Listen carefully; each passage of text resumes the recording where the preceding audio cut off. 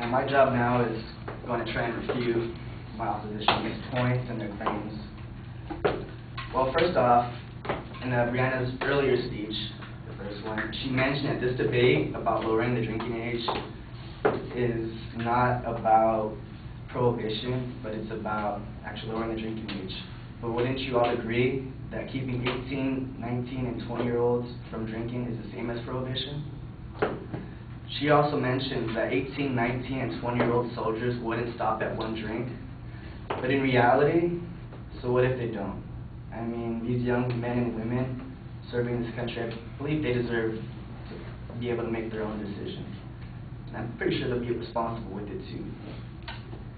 And also, Daniel said when one starts drinking at an earlier age, they will be more apt to be more alcohol dependent.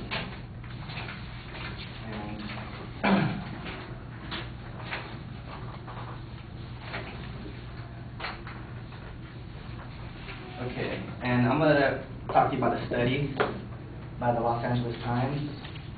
A 2003 study showed that in many countries with lower minimum drinking ages, 15 and 16-year-olds are less likely to become intoxicated compared with teens in the U.S.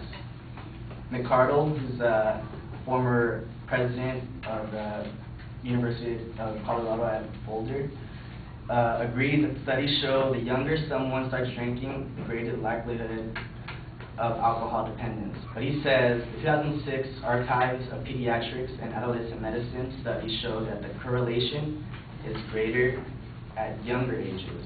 Between 13 and 18, the effect is dramatic. Between 18 and 21, it's visible but insignificant. McCardle says we ought to look at is not keeping 18-year-olds from drinking, it's keeping 13-year-olds from drinking. Also, Daniel claims that in the 1970s, when the legal age to drink was 18, that we were worse off. And I'm going to read you the same thing from John McCardle, former president, and he explained that the drop in highway fatalities, often cited by supporters of the 21 minimum drinking age, actually began in the late 1970s, well before the federal drinking age setting.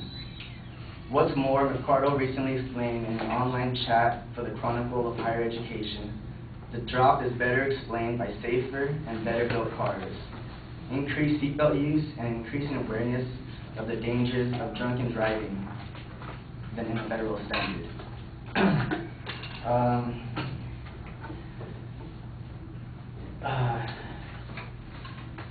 It says, Brianna also claimed that if we lower the drinking age to 18, then the bracket for people to start drinking, like 16, 17, 18-year-olds, 16 and 17 will start drinking, but I believe this to be false. And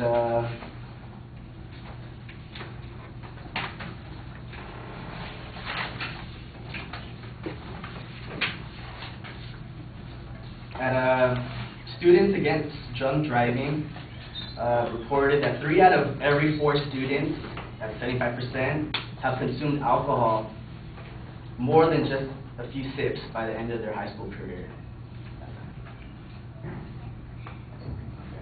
And